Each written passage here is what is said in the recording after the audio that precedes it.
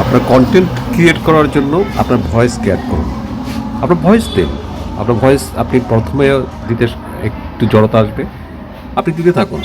আপনি 5টা 10টা 20টা 50টা ভিডিও তৈরি করেন আপনি নিজের ভয়েস দিয়ে। আপনি আস্তে আস্তে দেখবেন যে হচ্ছে যে আপনার ঠিকই হচ্ছে যে ভয়েস আস্তে আস্তে স্পিড বেড়ে গেছে।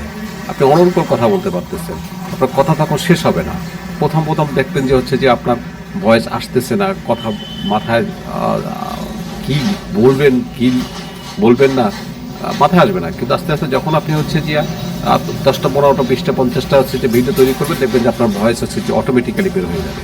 এবং প্র্যাকটিস করতে থাকুন। প্র্যাকটিস করতে করতে দেখবেন যে হচ্ছে যে আপনার কন্টেন্টগুলো ভয়েস অ্যাড হয়ে যাবে। এবং ভয়েস অ্যাড করার জন্য আপনার কিছু অ্যাপস আছে, যেমন ইউকাট একটা অ্যাপস আছে। ইউকাট এটা খুব ভালো একটা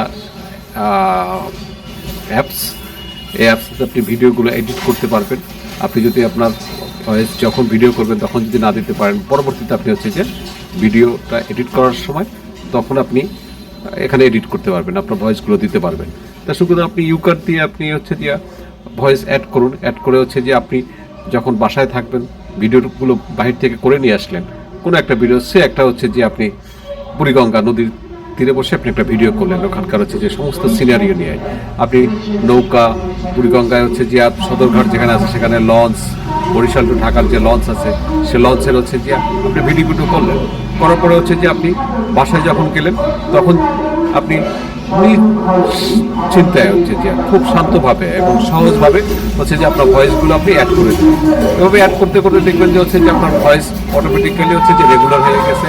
আপনি সবসময় হচ্ছে যে ভয়েস অ্যাড করেন।